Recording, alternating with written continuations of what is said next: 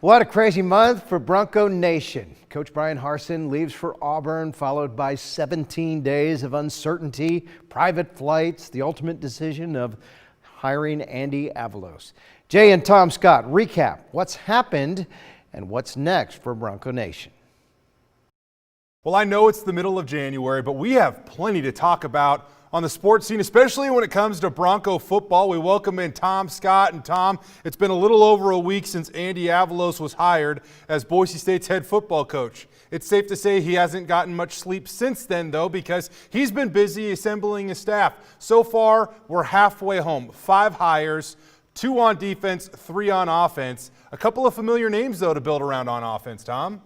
Yeah, well, first of all, Winston Venable, and I think as running backs coach, I thought he might move to defense. A lot of people did, but he's going to stay on offense. And I think that indicates that Winston gets a mulligan for his first season at running backs coach because you had COVID, you had George Halani injured, you had Robert Mahone transferring, you had the injury to Tyler. So I think it's a new beginning for Winston Venable, and it's a great fit too. Yeah. And then Matt Miller, great to have him back. He mentored Khalil Shakir in a very nice way this year. Shakir had one of the greatest seasons in Bronco history, I'd say overall, considering he just played 7 games. I think Matt's charge will be to get the most out of that wide receiver room because it was basically all Shakir and C.T. Thomas this year. And then Tim Plow as offensive coordinator, I just think is a great hire. We don't know. We won't know until it hits the field, but he has great credentials. He has great people behind him. Coach Hawk, Coach Pete, Tim Plow, I'm very excited about. One thing with FCS hires that I think is something to acknowledge is that at the FCS level, they have to do a lot. I thought it was funny that Tim Plow this week even joked that he doesn't have to break down all of his own film anymore. He has some resources here.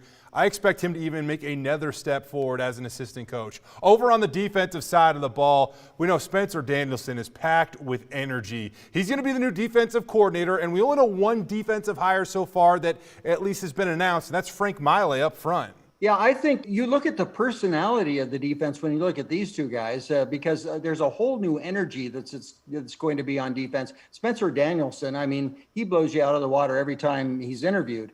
And he is just a perfect match, I think, for Andy Avalos and the energy that he's going to bring. And then Frank Maile, I mean, considering what he's been through the past few months at Utah State and how much his players loved him down there and how they went to bat for him when he applied for the head coaching job at USU, I'm very excited about Frank Maile. Yeah, I tell you, Tom, it's so much more fun to talk about this on air versus texting possibilities, during the week, right?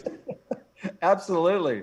It's hard to believe that Andy Avalos was hired 1 week ago and that he had his press conference 1 week ago today. It goes to show that when these coaches have aspirations to be head coaches, it's not a surprise like, oh, now what am I going to do? Yeah. He's had a list of names. He's got notebooks with names a mile long, and now he's referred to them, and he's put together a pretty good staff so far. Yeah, I know January 7th was the day he technically interviewed with Jeremiah Dickey in Eugene, but I have a feeling Coach Avalos had a lot of his ducks lined up, ducks in a row, if you will, prior to that interview with assistant coaches, of course. And stuff. So, hey, Tom, as always, it's really exciting times right now for Bronco football, but we appreciate you joining us this evening.